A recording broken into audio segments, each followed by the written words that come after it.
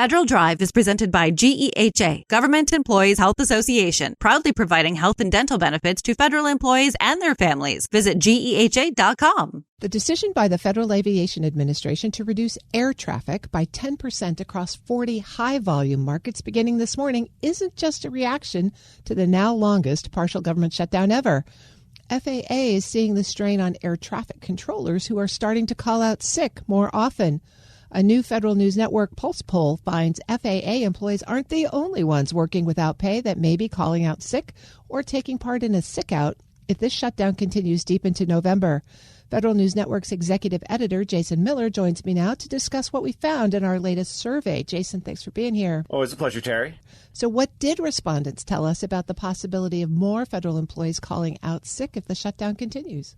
No surprise, Terry, but more people they think will be calling out sick. About 730 people answered our question, and about 67, almost 68%, so 493 people said they do expect more coworkers to call out sick or do a quote-unquote sick out. Now, interesting enough, people go, I've never heard that term of sick out. And I looked it up online, so it's got to be true. You know that, Terry, that this is a common term for when federal employees or really anyone who says, you know what, we're not happy with what's happening. We can't strike legally, but we do have sick leave and we'll use it. And while it may not be coordinated, it may not be people coming together to say, hey, all of us together will call out sick. I think it's a common term of, hey, this is one way to add some pressure to lawmakers to really reach a deal or come together or to solve whatever challenge they're facing. Now, for our survey, Terry, let me give you just a little bit of background. Just over a 3-day period earlier this week, Tuesday, Wednesday, and part of Thursday, we put the poll out there and said, hey, we just want to hear what people are saying. Again, depending on the question, we got anywhere from 800 to 750 or so people responding. We only asked people who were working. So if you were furloughed, we kicked them out. If you weren't a federal employee, we kicked you out. And just interesting enough that they really do think more people will be calling out sick as the shutdown continues. And so we've all heard about FAA and transportation security officers already using this tactic. What did the respondents to this survey say about how prevalent this tactic is more broadly across the government? We've seen some reports that other agencies are starting to see this as a trend, but our survey respondents said about 43%, about 301 out of 692 people said they've not noticed more of their coworkers calling out sick since the shutdown began. Interestingly enough, about 40%, 277, said they have. So we're almost split, a little more no's than yeses, while about 16, almost 17% said they weren't sure if more or less have or haven't. But, we've heard some reports of folks within other agencies saying, maybe this is a tactic they'll use. There was a report that maybe some Social Security Administration offices were closed. We're not able to necessarily 100% confirm that report, but there are concerns whether it's SSA or CMS had to call workers back in that were furloughed to deal with open season, whether it's folks at the IRS or many, many other agencies that, kind of have workers who are not furloughed, who are working without pay, whether or not they are using this tactic to say, hey, we're just not going to show up as maybe we'd call it a protest. Did the survey respondents identify which agencies they worked for? Were you able to draw any trends that way?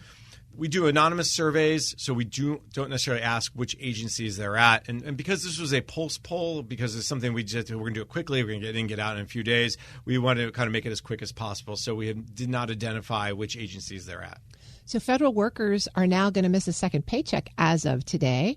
Did your survey include questions about how federal workers are dealing with the financial impacts of the shutdown? We know for a fact there's a lot of financial impacts across the board. We've had stories. Our colleague Drew Friedman wrote about how some of the financial institutions are seeing increasingly number of feds asking for help, whether it's no-interest loans or aid of some sort. We know our sister station, WTOP, has talked about food banks in the Maryland, D.C. area, and I'm sure other areas across the country also are seeing a lot of federal employees there. Our question asks, how concerned are you today about your personal finances now a month into the shutdown? About 51%, more than half, say they are very concerned about their finances. 23% said they're somewhat concerned, and only almost 14% said a little concerned, and about 12% said they're not concerned at all. We asked a little deeper. I said, okay, what are you doing? What are some of those things you're doing to belt tightening as the shutdown drags on? Now, interesting enough, we asked our friends at SurveyMonkey, who we did this, what are some of the themes that emerged?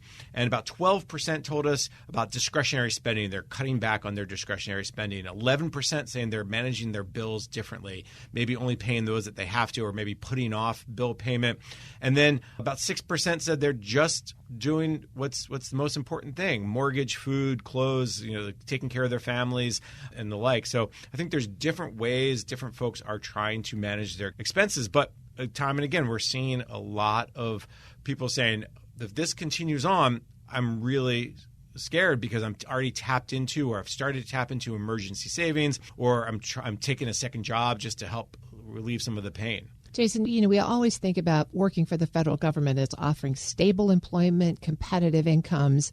And lately during the shutdown and even earlier, we've been talking about the potential impact on the future federal workforce of all of this disruption, this churn. And now we've got folks in real financial difficulty.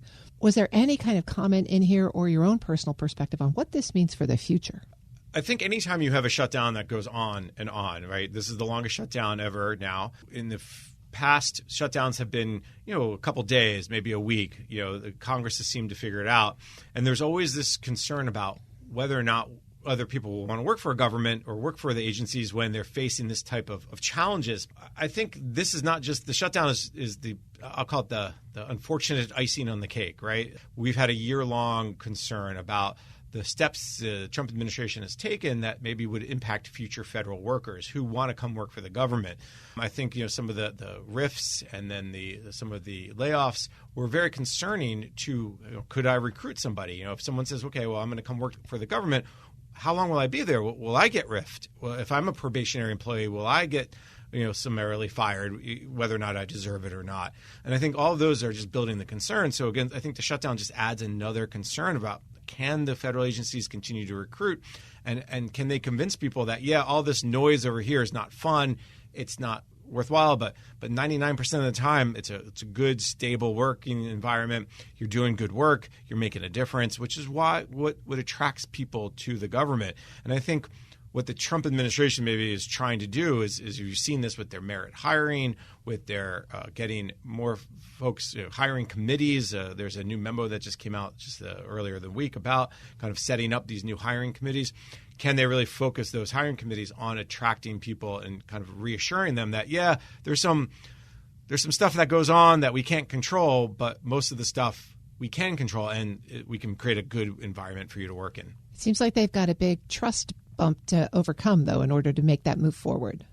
I would say that's fair, that what a lot of the people are looking at as they say, okay, this is a challenging environment, right? The economy, we're seeing this across the board. I mean, my federal report from earlier this week, was about people looking for jobs, a contractor and a federal employee who have had hundreds of more than 100 interviews, no job offers, very, very, very frustrating experience. And I think they're not alone. I heard a lot of feedback during the week about people who said, that matches well with what I've heard or what we're seeing more broadly. So I think that, yes, there's a trust factor, but also the government's not the always hiring place that it used to be either. We know there's a hiring freeze. So there's a lot of pieces and parts that still have to come together for the government to be a, if you will, employer of choice.